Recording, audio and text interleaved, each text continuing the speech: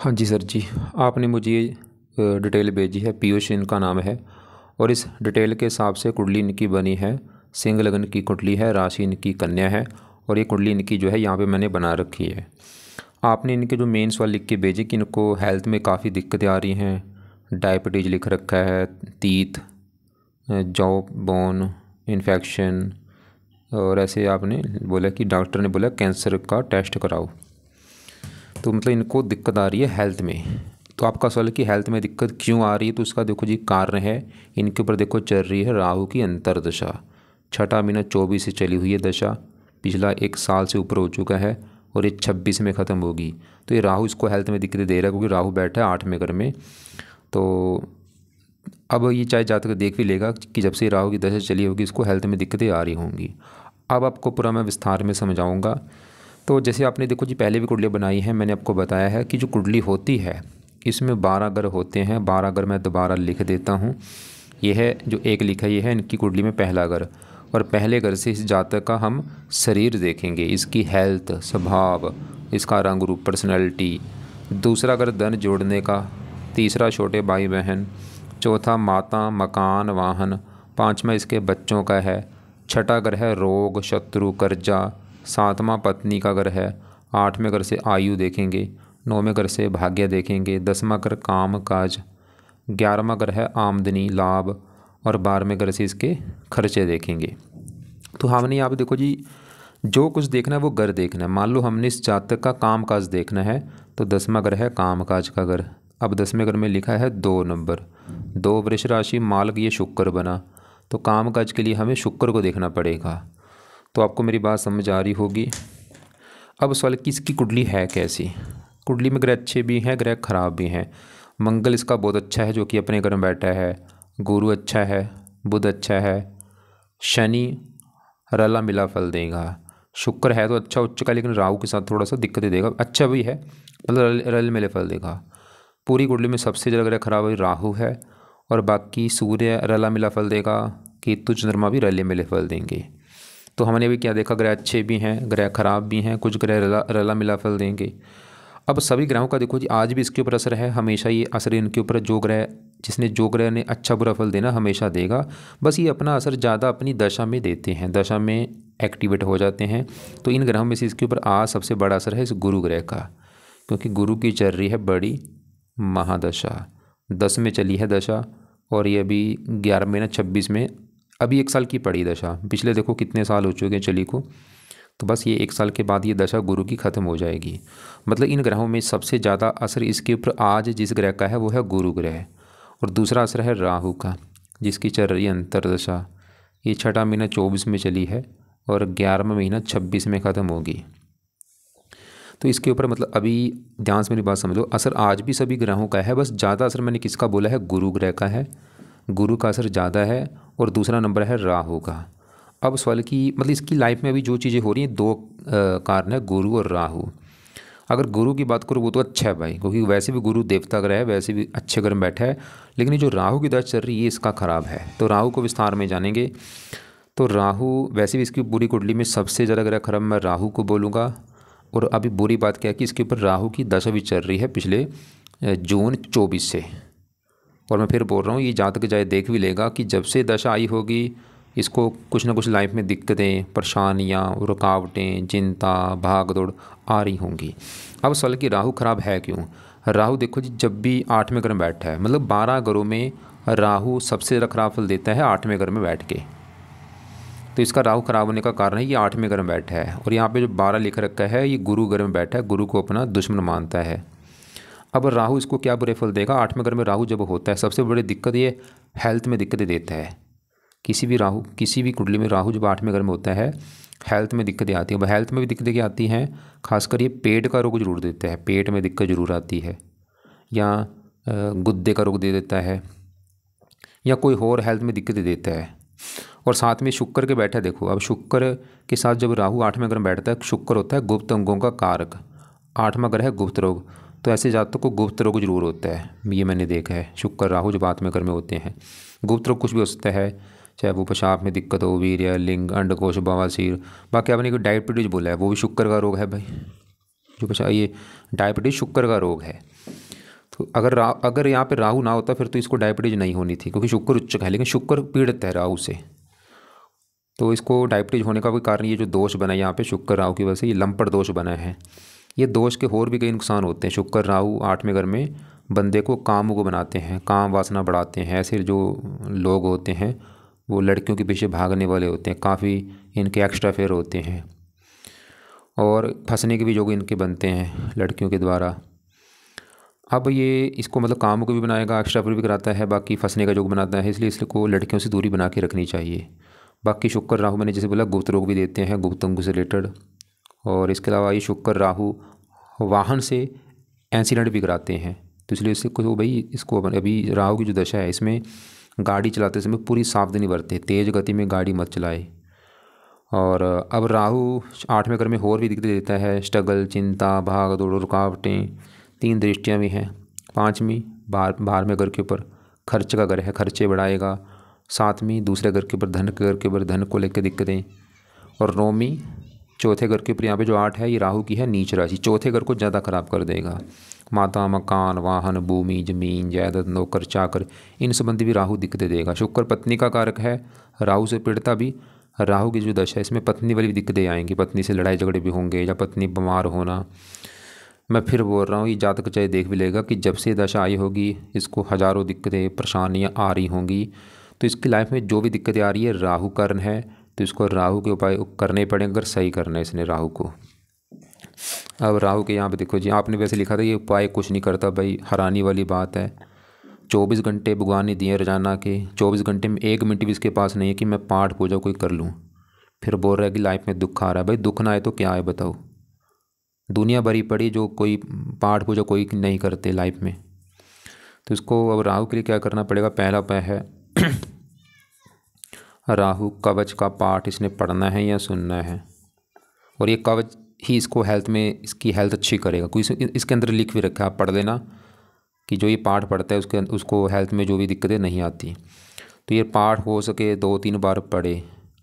एक पाठ पढ़ने में 2 मिनट लगते हैं, तो 2-3 पाठ ये रोजाना पढ़ने हैं या सुनने हैं शाम के समय।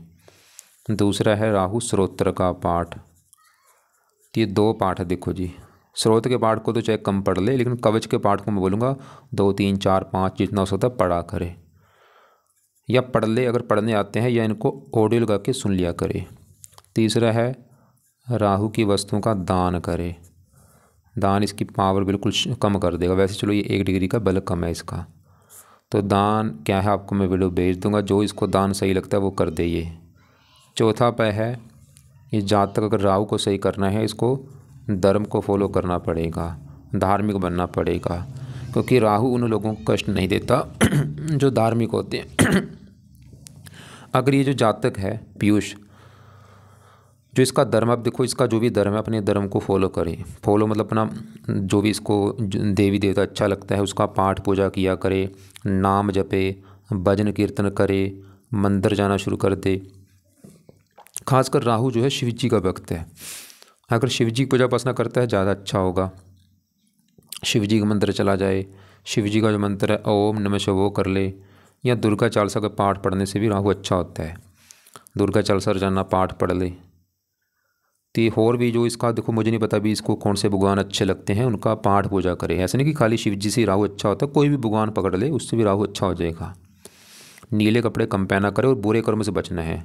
इसको पीयूष को बोल तो अगर मीट खाता है बंद कर दे, शराब पीता है बंद कर दे, नशे करता है बंद कर दे, गाली गलौज करता है बंद कर दे, किसी का बुरा नहीं सोचना, ईमानदारी से काम करना है। राहु जो बंदा बेईमान होता है उसको बुरे फल ज़रा देता है।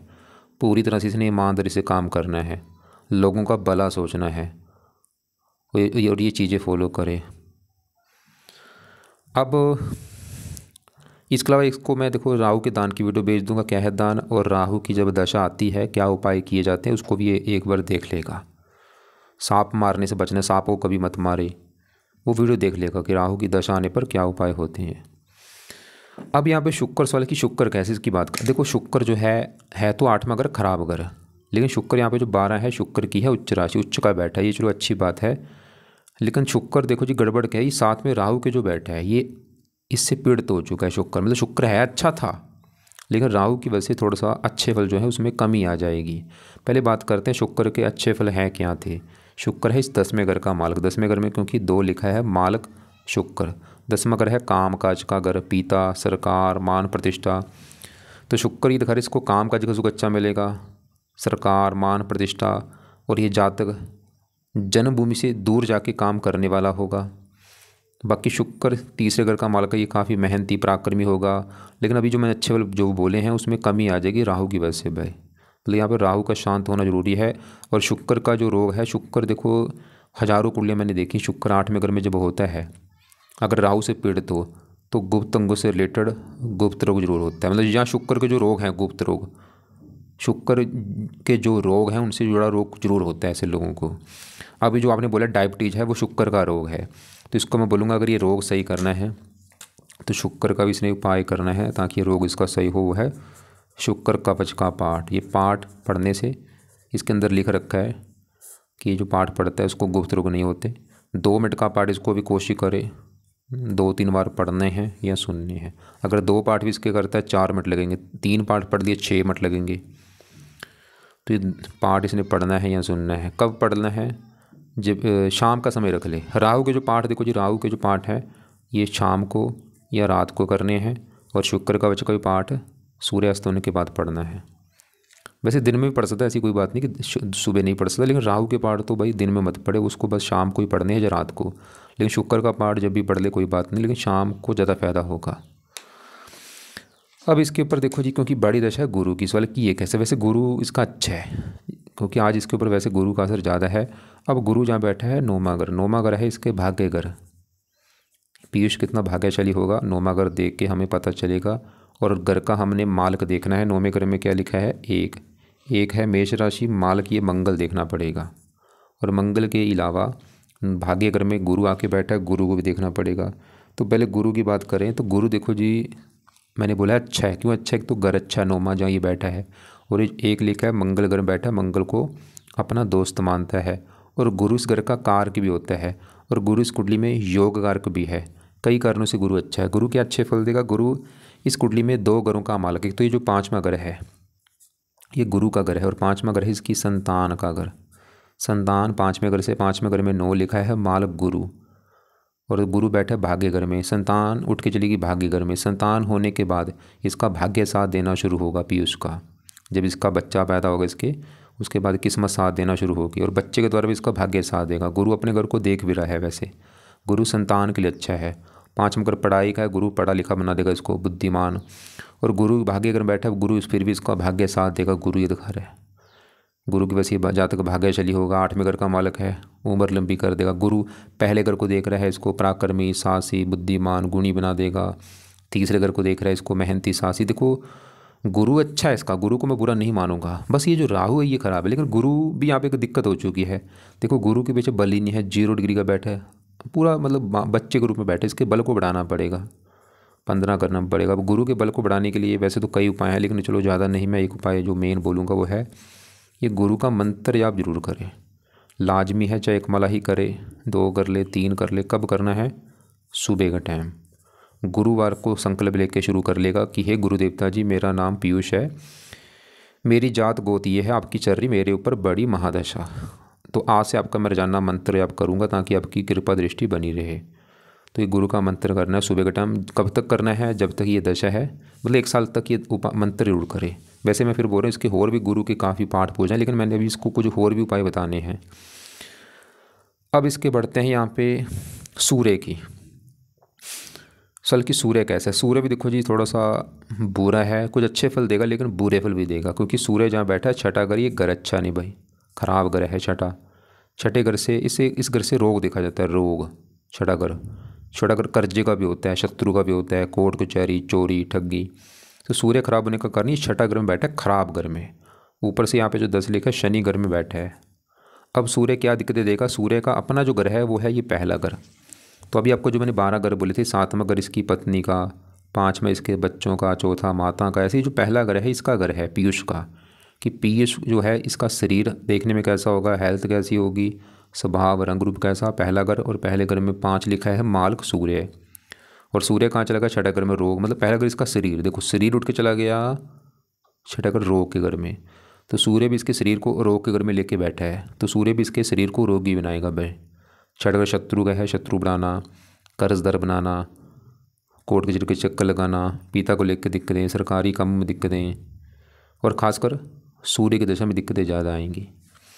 आज भी सूर्य बुरे फल दे रहा है थोड़े से, लेकिन दशा में बुरे फल बढ़ जाएंगे। अगर इस सूर्य को सही करता है, फ़ायदे क्या होंगे, ये जातक बीमारियों से बचेगा, कर्जे से बचेगा, दुश्मनों से बचेगा, पिता का सुख मिलेगा, सरकार का सुख मिलेगा, लगन दोष भी है, लाइफ में स्ट्रगल नहीं करना पड़ेगा। तो सूर्य के वैसे कई उपाय, लेकिन चलो एक मैं इसको उपाय बोलूँगा, वो है क्योंकि इसका मेन सवाल है हेल्थ को लेके, तो सूर्य कवच का पाठ पढ़ना है। कवच का पाठ पढ़ने से इसकी हेल्थ अच्छी रहेगी। अब ये पाठ इसने पढ़ना है सुबह के टाइम, 2 मिनट के पाठ को चाहे एक बार पढ़ ले, 2 बार पढ़ ले, 3 बार पढ़ ले, वो इसकी मर्जी है। बाकी देखो जी, इसका चौथा घर जो है ये समझो किसका है, चौथा घर है इसकी माता का घर। माता इसकी कैसी होगी, इसके पास मकान कैसा होगा, वाहन कैसा, भूमि जमीन जायदाद नौकर चाकर, चौथा घर देखा जाएगा।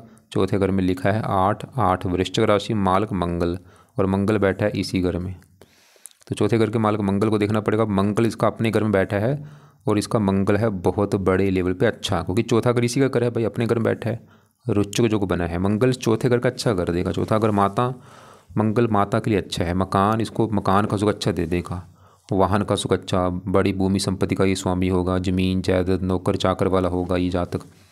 और खासकर मंगल की दशा अच्छी जाएगी इसकी, मंगल की दशा में मकान भूमि जमीन जायदाद ये सुख मिलेंगे। और मंगल इस 9वें घर का भी मालक है, भाग्य घर का, क्योंकि 9वें घर में एक लिखा है मालक मंगल।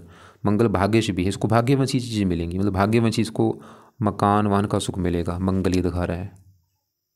मंगल की दृष्टियाँ भी हैं, चौथी यहाँ पे, 7वीं यहाँ पे, 8वीं, थोड़ा सा ये मंगल दोष भी, थोड़ा सा पत्नी से मनमुटाव भी कराता है। अब ये 7वां घर जो है इसकी है पत्नी का घर। इसकी देखो जी, पत्नी के बारे में अगर जानना है, कम से कम हमें 4 ग्रह देखने पड़ेंगे। वो कैसे, 7वां घर है पत्नी का घर, 7वें घर में लिखा है 11 कुंभ राशि, मालक शनि, तो पत्नी के लिए शनि को भी देखना पड़ेगा। और शनि के अलावा पत्नी घर में आके बुध बैठा है, बुध को भी देखना पड़ेगा। और शुक्र होता है पत्नी का कारक, शुक्र को भी देखना पड़ेगा। शुक्र हमने पहले देख लिया है, वैसे शुक्र ये दिखा रहा था कि पत्नी से लड़ाई झगड़े भी होंगे, पत्नी बीमार भी होगी। और मंगल दोष बना है, मंगल को भी देखना पड़ेगा। और मंगल भी अभी हमने देख लिया, मंगल भी दिखा रहा था कि मंगल वैसे तो अच्छे फल दे रहा है कि इसको मकान वन का सुख मिलेगा, बस मंगल बुरा फल एक देगा, वो है मंगल दोष की वजह से थोड़ा सा विवाह में देरी और हल्का सा पत्नी से मनमुटाव। और शुक्र भी दिखा रहा था कि पत्नी से मनमुटाव होगा। बाकी अब 7वें घर में जो बुध बैठा है, इस की ये कैसा है, बुध इसका वैसे अच्छा है, क्योंकि 7वें घर में यहाँ पे शनि घर में बैठा है, शनि को दोस्त मानता है। बुध के अच्छे फल देखो, बुध पत्नी घर में बैठा है, बुध की वजह से पत्नी बुद्धिमान होगी, बातचीत करने में कुशल होगी, वाणी अच्छी होगी। और बुध के इस कुंडली में अपने 2 घर है, एक तो ये जो 11वां घर है ये बुध का घर है, और 11वां घर है लाभ का घर, आमदनी इच्छा पूर्ति बड़े भाई बहन। और 11वें घर में देखो 3 लिखा है मालक बुध, तो बुध 11वें घर का मालक होकर 7वें घर में बैठा, मतलब 11वां घर है लाभ, लाभ चला गया पत्नी घर में, इनकम पत्नी घर में, इच्छा पूर्ति पत्नी घर में। बुध ये घर है, इसकी पत्नी आने के बाद इसकी इनकम बढ़नी शुरू हो जाएगी, इसके कामों में लाभ होगा, इच्छाएं पूरी होंगी इसकी पत्नी आने के बाद। और बुध इस घर का मालक है दूसरे घर का, दूसरा घर है धन का घर, धन के लिए दूसरा घर, दूसरे घर में 6 लिखा है मालक बुध, और वो बैठा है पत्नी घर में, धन पत्नी। पत्नी आने के बाद इसकी जीवन में धन भी आना शुरू होगा, बुध ये दिखा रहा है, मतलब बुध इसका अच्छा है। बुध तो ये दिखा रहा है कि भाई पत्नी आएगी धन आएगा, पत्नी आएगी लाभ बढ़ेंगी, इनकम बढ़ेगी, इच्छाएं पूरी होंगी।